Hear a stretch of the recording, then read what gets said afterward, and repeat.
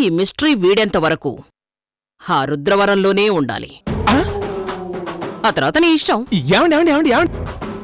ఈ ప్రపంచంలో నాకంటూ ఉన్నది నువ్వొక్కడివే. నాకు కొంచెం ఆలస్యమయ్యేలా ఉంది, నువ్వు భోంచేసేయ్. మీరు రాకుండా మీతో కాకుండా నేనెప్పుడైనా భోంచేశానా? నన్ను ప్రశ్నించే హక్కు నీకు లేదు.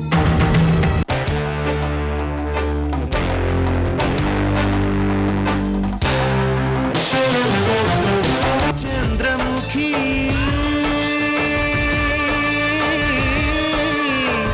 చంద్రముఖి ఏ పెగు నిన్ను కన్నదు గాని ఏ రగబంధం ఉన్నదు గాని మనసు తెలిసిన మనిషొకరుంటే నీకు చాలమ్మా. నీ చిట్టి గుండెకు గుప్పెడు ప్రేమే తోడు నీడమ్మా. తొణకని బెణకని వెనకడు గెరుగని ధీరవనితవు నీవేనమ్మా.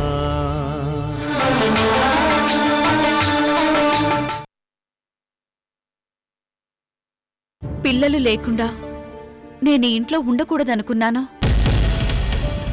కాని జలజను నమ్మి ఆంటీని వదిలి వెళ్లలేక ఇన్ని రోజులు ఇక్కడే ఉండిపోయాను. ఇప్పుడు నువ్వు వచ్చేసావుగా కార్తీక్, ఇక నేను ఇంట్లో ఉండాల్సిన అవసరం లేదు. అందుకే వెళ్ళిపోవాలని డిసైడ్ అయ్యాను. నువ్వు వెళ్ళిపోతే ఎలా మేనక? అమ్మని ఎవరు చూసుకుంటారు? నేనెప్పుడు వెళ్తానో ఎప్పుడు వస్తానో నాకే తెలీదు. ఇలాంటి టైంలో నువ్వు కూడా ఇంట్లో లేకపోతే అమ్మకి ప్రాబ్లం అవుతుంది. నువ్వు వెళ్ళటానికి వీల్లేదు మేనక, నువ్విక్కడే ఉండిపో.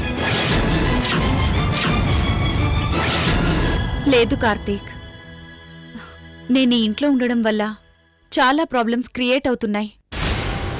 నువ్వు కనపడకుండా పోయినప్పుడు జలజ నా మీద నింద వేసి ఆంటీకి నా మీద లేనిపోనివి నూరిపోసింది.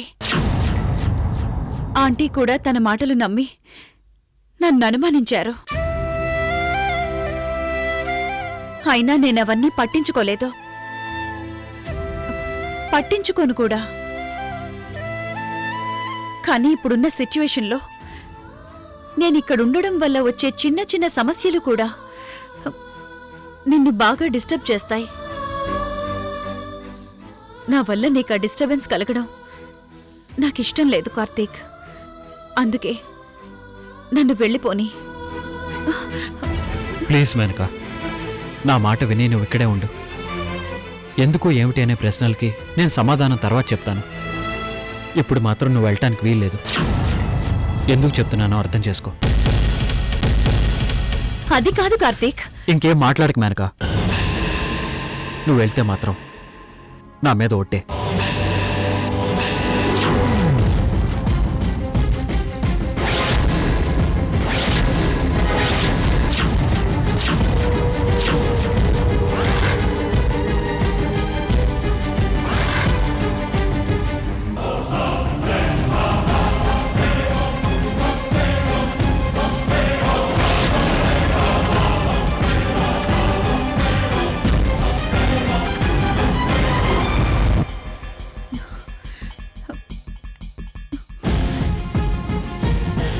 సరే కార్తీక్, నేనిక్కడే ఉండిపోతాను.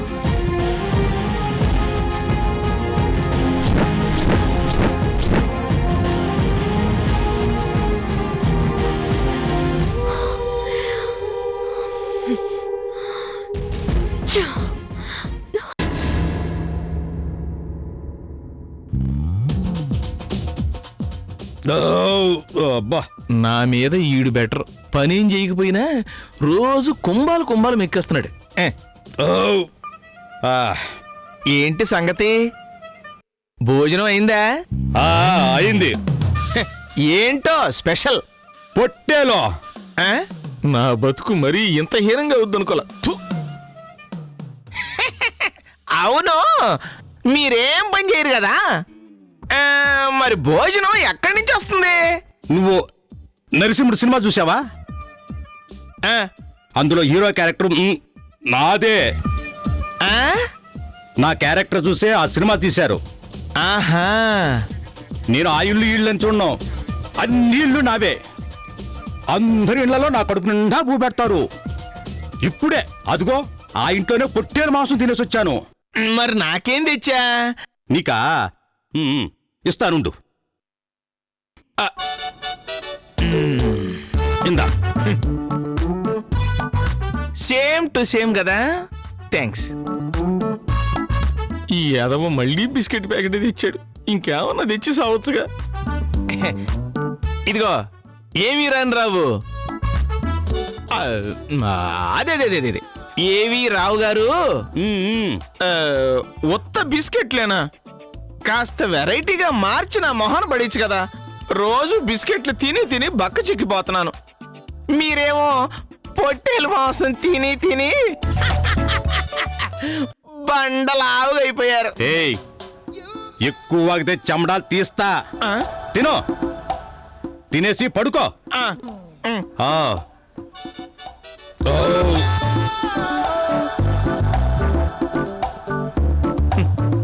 పొట్టేలు మాంసం తిని తిని నీకు అర్థం కావట్లేదు గాని, ఒరేయ్, ఈ బిస్కెట్లు తిన్నా చచ్చిపోతాన్రా. ఉప్పు కారం తిని అంతకాలం అయిందో. ఛీ! మనకి పోటీగా కుక్క. నీకేనే, తీసుకుంటావా? తీసుకో, కొంచెం ఆగు.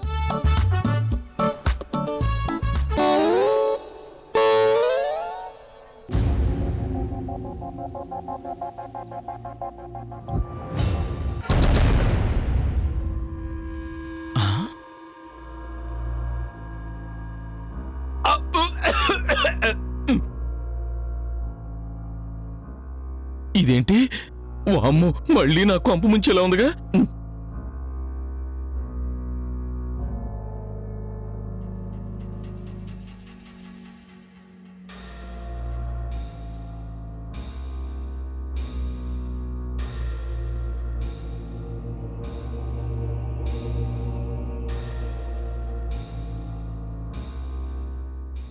ఏంట్రా, ఎలా ఉంది పరిస్థితి ఇక్కడ? ఇప్పుడు నా యోగక్షేమాలు అవసరమా? మీరిక్కడి నుంచి వెళ్ళిపోండి. ఏమండే, ఆడిప్పుడే ఇదిగో నా మొహాన్ని బిస్కెట్ ప్యాకెట్ పడేసి అక్కడికి వెళ్ళి పడుకున్నాడు. ఇప్పుడు గాని ఆ లేచి మనిద్దరిని ఇక్కడ చూశాడో మిమ్మల్ని నన్ను కలిపి కైమా కొట్టి తినేస్తాడాడు. సరే, వెళతాను గాని ముందిక్కడ విషయాలేంటో చెప్పు. కార్తీక్, శంకర్ ఒక్కడే అని తేలిందా? ఏమండే, మీకు ఒక్కసారి చెప్తే అర్థం కదా. ముందు ఇక్కడి నుంచి వెళ్ళిపోండి. ఏమండే, ఏమన్నా ఉంటే మీకు ఫోన్ చేసి చెప్తానుగా. మా అమ్మ కాదు, వెళ్ళిపోండి, మీకు దండం పెడతాను. అయ్యో, ఏమండే, ఆడు గాని లేచాడు. ఏమండే, మీరు వెళ్ళండి, మీకు దండం పెడతాను. అది కాదురా. ఏమండే, వెళ్ళండి. వామ్ము, ఏమండి ఏమండి, వెళ్ళండి వెళ్ళండి చెప్తాను.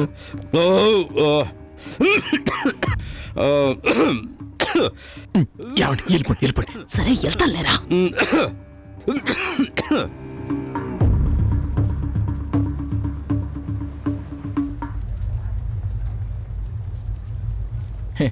నక్కి నక్కి వెళ్ళటం బ్రహ్మాండంగా వెళ్తుందిగా. ఈవిడ అందులో ఎక్స్పర్ట్. ఏంట్రా అక్కడ సౌండ్ వినిపిస్తుంది? అబ్బే, ఏం లేదండి, ఆకలికి కడుపులో పేగులు అరుస్తున్నాయి అంతే. సరే సరే, పడుకో పడుకో. మంచి నిద్ర పాడు చేశాడు. కొద్దిలో త్రుటిలో ప్రాణాపాయం తప్పింది.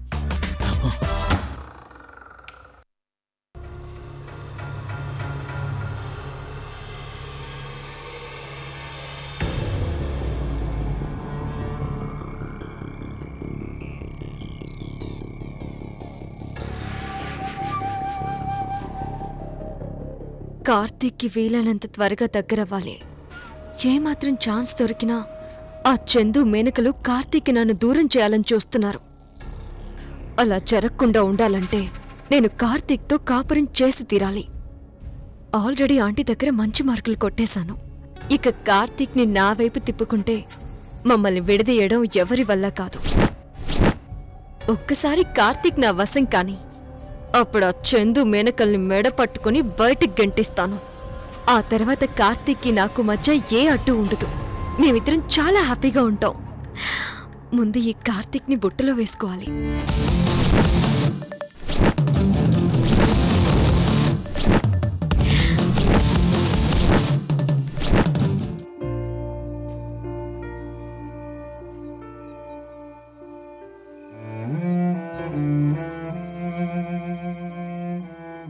అమ్మను వదిలి వెళ్ళాలంటే చాలా బాధగా ఉంది. కానీ వెళ్ళక తప్పని పరిస్థితి. అక్కడేమో వస్తే నా గురించి ఎదురు చూస్తూ ఉంది. ఎలాగైనా సరే ఎవరికీ తెలియకుండా ఈ రాత్రికే ఇక్కడి నుంచి వెళ్ళిపోవాలి.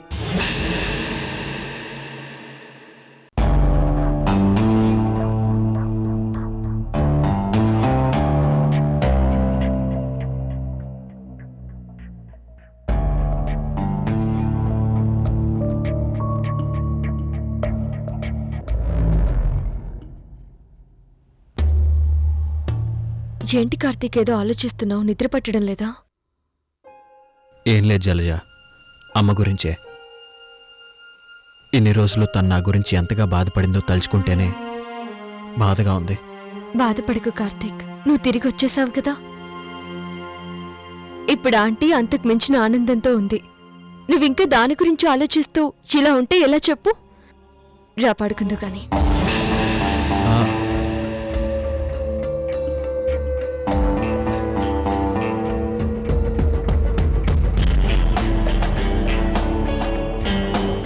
నువ్వు వెళ్ళి జలజ, నేను కాసేపు ఆగి పడుకుంటాను. అది కాదు కార్తీక్. నాకిప్పుడే నిద్ర రావట్లేదు జలజ, నువ్వు వెళ్ళి పడుకో.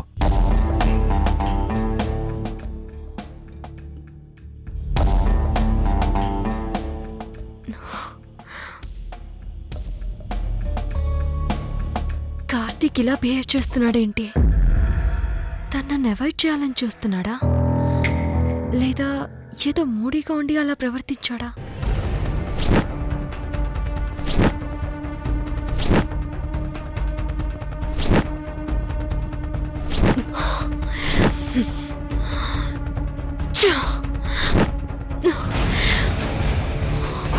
నువ్వు వెళ్తే మాత్రం నా మీద ఒట్టే.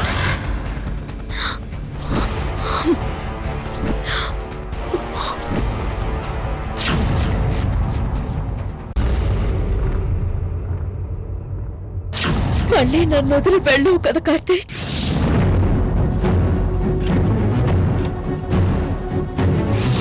ఎంత ఆలస్యమైనా పర్వాలేదు, నేను మీకోసం వెయిట్ చేస్తూ ఉంటాను. ఇవి మాటలు కావు కార్తీక్, నీ తల్లి ఆవేదన.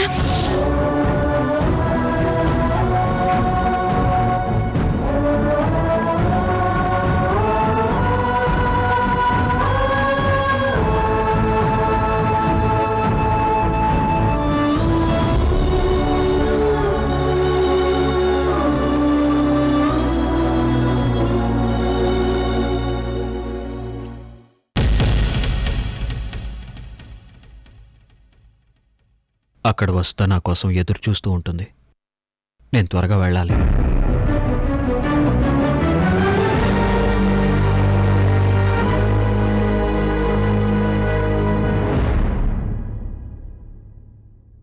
సారీ మేనక, నేను వెళ్ళక తప్పటం లేదు. కానీ నువ్వు మాత్రం ఇక్కడే ఉండాలి. ఎందుకంటే అమ్మని నువ్వే బాగా చూసుకోగలవు.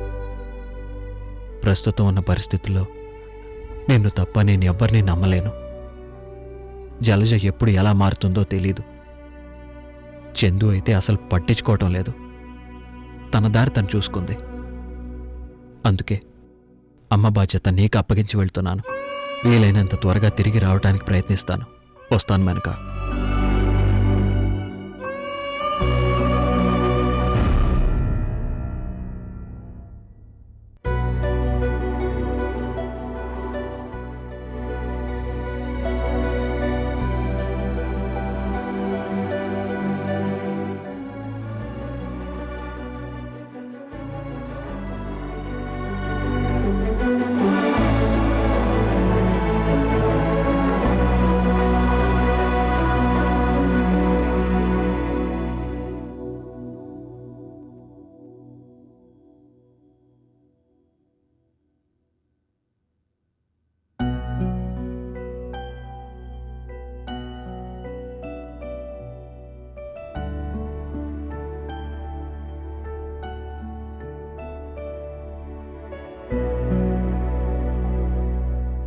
సారీ అమ్మా. నువ్వు ఎంత బాధపడుతున్నావో తెలుసు కూడా నాకు మళ్ళీ నేను బాధ పెట్టక తప్పటం లేదు. నేను ఎటూ తేల్చుకోలేని ఒక విచిత్రమైన పరిస్థితిలో ఉన్నాను. ఒకవైపు నువ్వు, ఇంకోవైపు ఆ ఊరి జనం, వసుధ. కానీ ఇప్పుడున్న పరిస్థితుల్లో నేను ఇక్కడ ఉండిపోవటం ఎంత ముఖ్యమో అక్కడికి వెళ్ళిపోవటం కూడా అంతే ముఖ్యమమ్మా. అందుకే నేను వదిలి వెళ్ళక తప్పట్లేదు. అక్కడ పరిస్థితులు చక్కబడిన వెంటనే నేను తిరిగి వచ్చేస్తానమ్మా. అంతవరకు నువ్వు ఈ బాధను అనుభవించక తప్పదు. నన్ను క్షమించమ్మా, నీకు చెప్పకుండా వెళ్తున్నాను.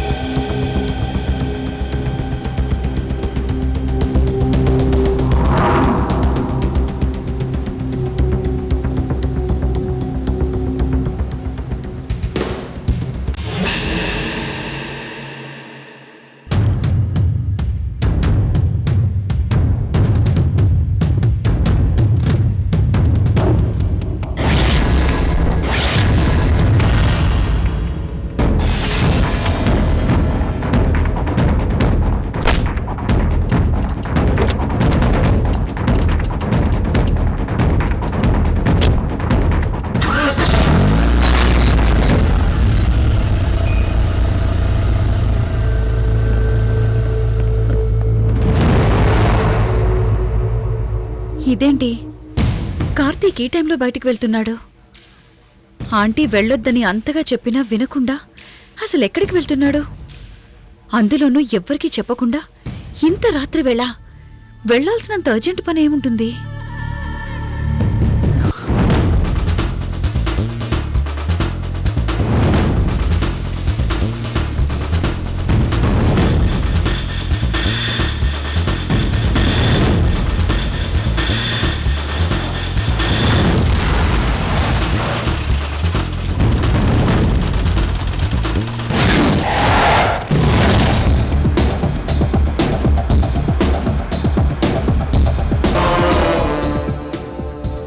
కార్తీక్ ఏదో దాస్తున్నాడు.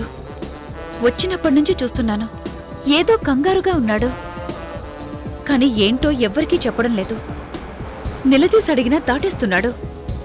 సంథింగ్, ఏదో జరిగింది. లేకపోతే ఆంటీ వద్దని చెప్పినా కూడా వినకుండా ఇంత రాత్రివేళ వెళ్తున్నాడంటే ఖచ్చితంగా దీని వెనుక ఏదో రీజన్ ఉంది. అదేంటో కనిపెట్టాలి.